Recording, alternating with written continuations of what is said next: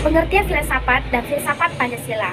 Pengertian filsafat, istilah filsafat secara etimologis merupakan padanan kata falsafat Arab dan filosofi Inggris yang berasal dari bahasa Yunani, philosophia. Kata filosofia merupakan kata majemuk yang tersusun dari kata philos dan philien, yang berarti kekasih, sahabat, mencintai, dan kata sophia yang berarti kebijaksanaan, hikmat, kearifan, dan pengetahuan. Dengan demikian, filosofia secara harfiah berarti mencintai kebijaksanaan, mencintai hikmat, atau mencintai pengetahuan. Cinta mempunyai pengertian luas, sedang kebijaksanaan mempunyai arti yang bermacam-macam, yang berbeda satu dari yang lainnya. Istilah filosofos pertama kali digunakan oleh Pythagoras ketika Pythagoras ditanya, apakah engkau seorang yang bijaksana? Dengan rendah hati Pythagoras menjawab, saya hanyalah filosofos, yakni orang yang mencintai pengetahuan. Ada dua pengertian filsafat, yaitu filsafat dalam arti proses dan filsafat dalam arti produk. Filsafat sebagai ilmu atau metode dan filsafat sebagai pandangan hidup. Filsafat dalam arti teoritis dan filsafat dari arti praktis. Pancasila dapat digolongkan sebagai filsafat dalam arti produk, sebagai pandangan hidup, dan dalam arti praktis, yang berarti filsafat Pancasila mempunyai fungsi dan peranan sebagai pedoman dan pegangan dalam sikap, tingkah laku, dan perbuatan dalam kehidupan sehari-hari, dalam bermasyarakat, berbangsa, dan bernegara bagi bangsa Indonesia. Pengertian filsafat Pancasila. Pancasila sebagai filsafat dengan pandangan, nilai, dan pemikiran yang dapat menjadi substitusi dan isi pembentukan ideologi Pancasila. Filsafat Pancasila dapat didefinisikan secara ringkas sebagai refleksi kritis dan rasional tentang Pancasila sebagai dasar negara dan kenyataan budaya bangsa dengan tujuan untuk mendapatkan pokok-pokok pengertiannya yang mendasar dan menyeluruh. Pancasila dikatakan sebagai filsafat karena Pancasila merupakan hasil perenungan jiwa yang dituangkan dalam suatu sistem.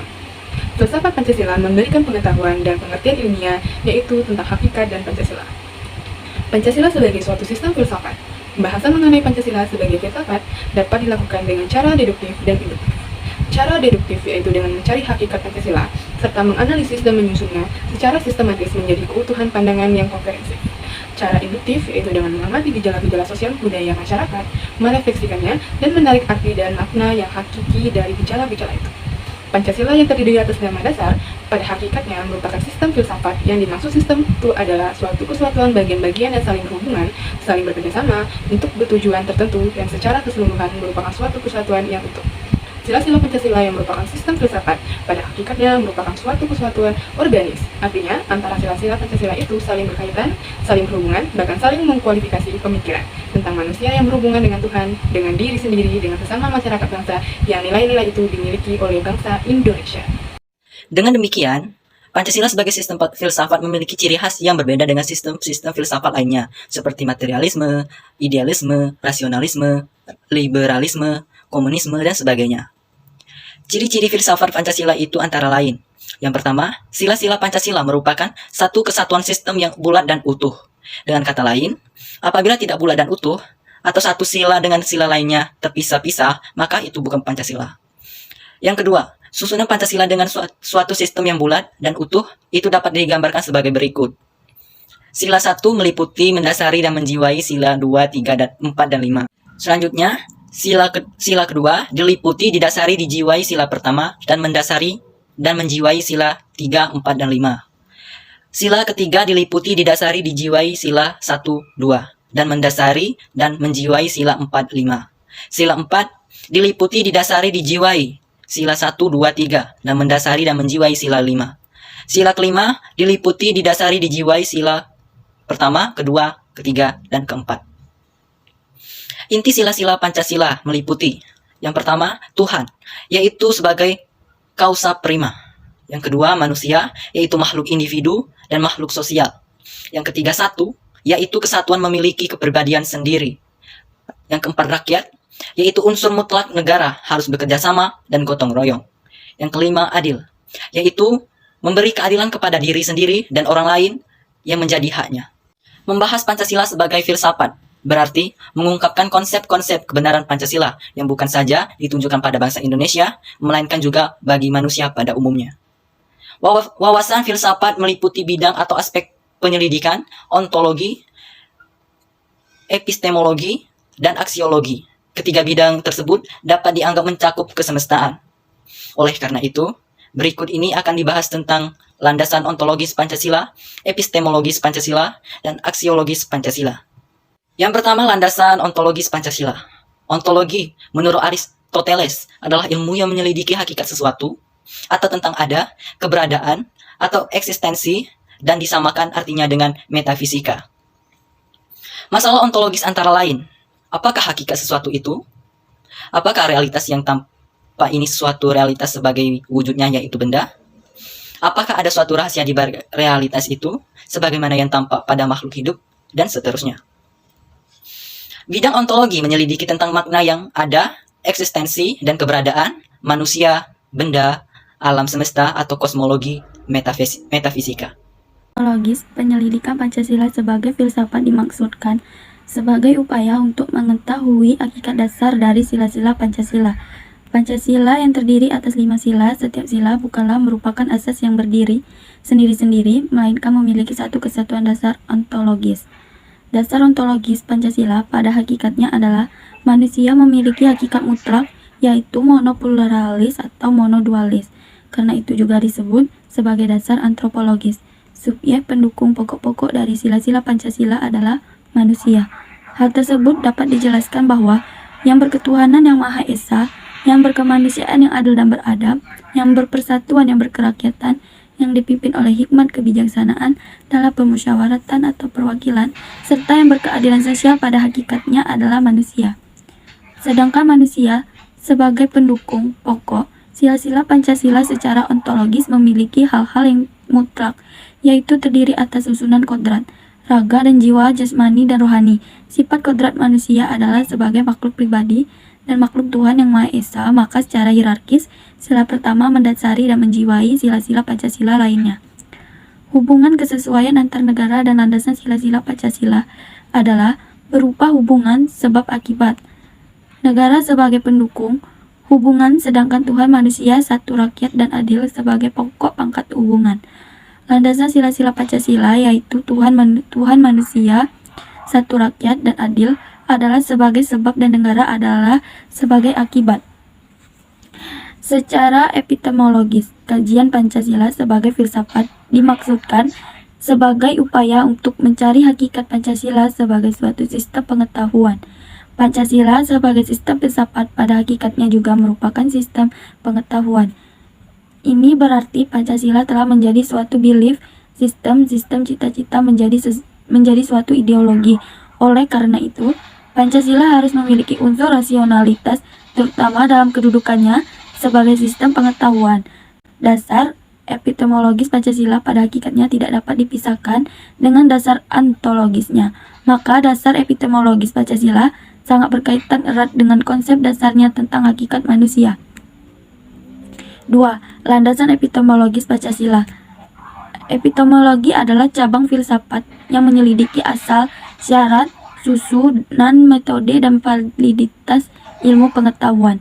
Epistemologi meneliti sumber pengetahuan, proses, dan syarat terjadinya pengetahuan, batas, dan validitas ilmu pengetahuan. Epistemologi adalah ilmu tentang ilmu atau teori terjadinya ilmu atau sintes. Menurut Titus 1984-20, terdapat 3 persoalan yang mendasar dalam epistemologi, yaitu 1. Tentang sumber pengetahuan manusia, 2. Tentang teori kebenaran pengetahuan manusia, 3. Tentang watak pengetahuan manusia. Pancasila sebagai suatu objek pengetahuan pada hakikatnya meliputi masalah sumber pengetahuan dan susunan pengetahuan Pancasila. Tentang sumber pengetahuan Pancasila sebagaimana telah dipahami bersama adalah nilai-nilai tersebut merupakan kuasa materialis Pancasila. Tentang susunan Pancasila sebagai suatu sistem pengetahuan, maka Pancasila memiliki susunan yang bersifat formalogis, baik dalam arti susunan sila-sila Pancasila maupun isi arti dari sila-sila itu. Susunan suatu sila-sila Pancasila adalah bersifat hierarkis dan berbentuk piramidal. Selanjutnya, sifat hierarkis dan bentuk piramidal itu nampak dalam susunan Pancasila, di mana sila Pancasila mendasari dan menjiwai keempat sila lainnya. Sila kedua didasari sila pertama dan mendasari serta menjiwai sila ketiga. keempat, dan kelima. Sila ketiga didasari dan dijiwai sila pertama dan kedua, serta mendasari dan sila keempat dan sila kelima.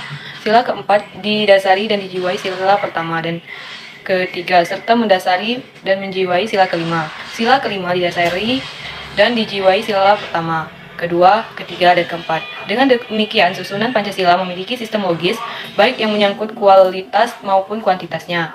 Selanjutnya, susunan isi arti Pancasila meliputi 3 hal, yaitu yang pertama, isi arti Pancasila yang umum, universal, yaitu hakikatnya sila-sila Pancasila yang merupakan intisari Pancasila, sehingga memberikan pangkal tolak dalam pelaksanaan dalam bidang kenegaraan dan tertib hukum Indonesia, serta dalam realisasi praktis dalam berbagai bidang kehidupan konkret.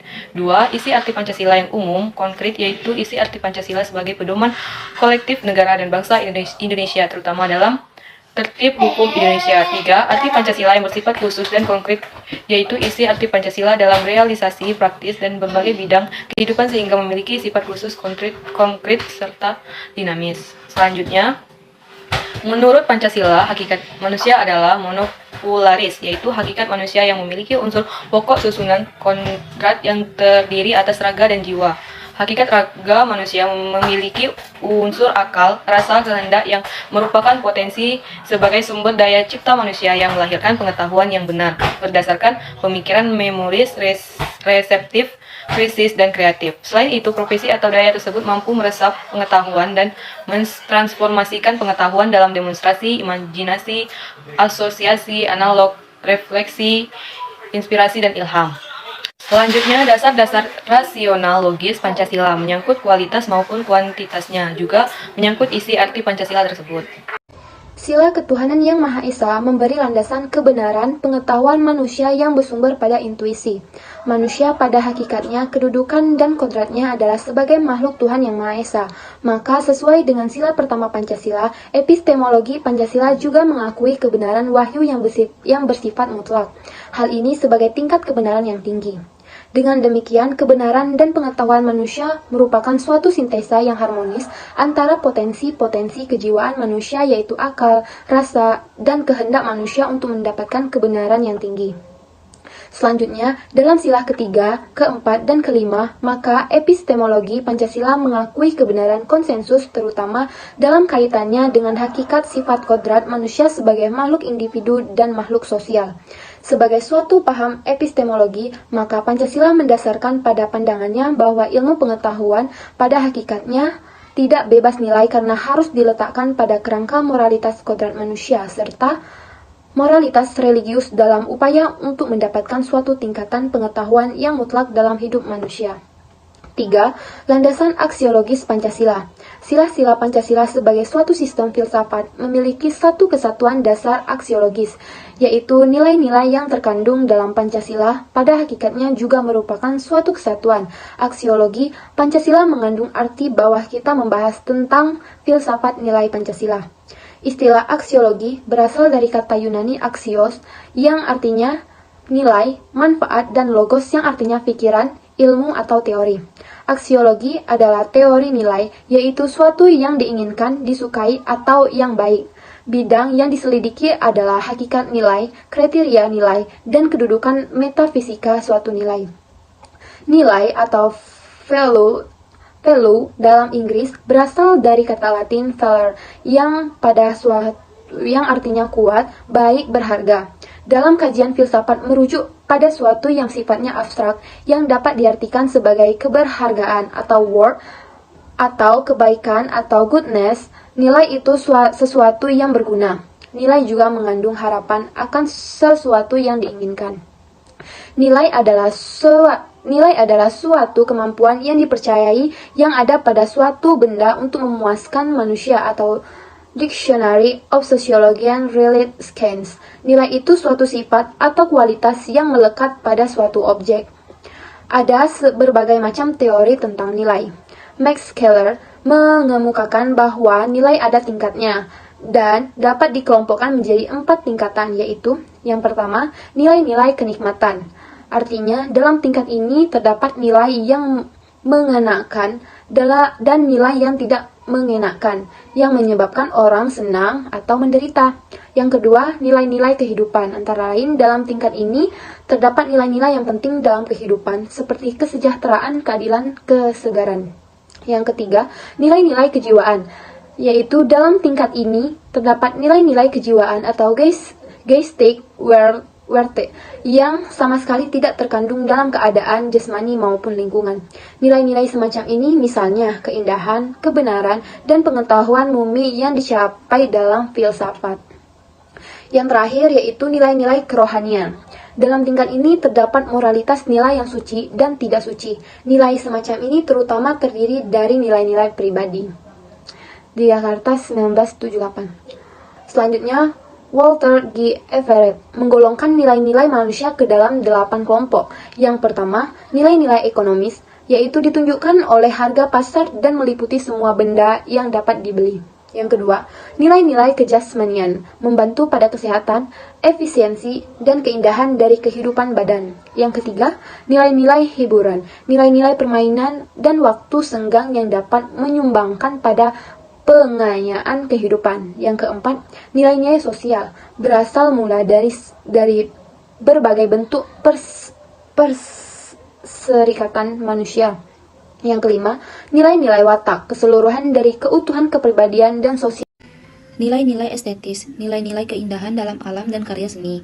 Nilai-nilai intelektual, nilai-nilai pengetahuan dan pelajaran kebenaran. Nilai-nilai keagamaan. Noto Nagoro membagi nilai menjadi 3 macam, yaitu nilai material, yaitu sesuatu yang berguna bagi manusia, nilai vital, yaitu sesuatu yang berguna bagi manusia untuk dapat melaksanakan kegiatan atau aktivitas, nilai kerohanian, yaitu segala sesuatu yang berguna bagi rohani yang dapat dibedakan menjadi 4 macam. Pertama, nilai kebenaran yang bersumber pada akal, ratio, budi, cipta, dan pada manusia. Nilai keindahan atau nilai estetis yang bersumber pada unsur perasaan, estetis, rasa pada manusia. Nilai kebaikan atau nilai moral yang bersumber pada unsur kehendak, will, karsa pada manusia. Nilai religius yaitu merupakan nilai-nilai kerohanian tertinggi dan mutlak. Nilai religius ini bersumber kepada kepercayaan atau keyakinan manusia. Dalam filsafat Pancasila disebutkan ada 3 tingkatan nilai, yaitu nilai dasar, nilai instrumen, dan nilai praktis. Nilai dasar adalah asas-asas yang kita terima sebagai dalil yang bersifat mutlak, sebagai sesuatu yang benar atau tidak perlu dipertanyakan lagi. Nilai-nilai dasar dari Pancasila adalah nilai ketuhanan, nilai kemanusiaan, nilai persatuan, dan nilai kerakyatan. Nilai instrumen adalah nilai yang berbentuk moral, sosial, dan norma hukum, yang selanjutnya akan terkristalisis dalam peraturan dan mekanisme lembaga-lembaga negara. Nilai praktis adalah nilai yang sesungguhnya kita lakukan dalam kenyataan. Nilai merupakan batu ujian apakah nilai dasar dan nilai instrumen itu benar-benar hidup dalam masyarakat.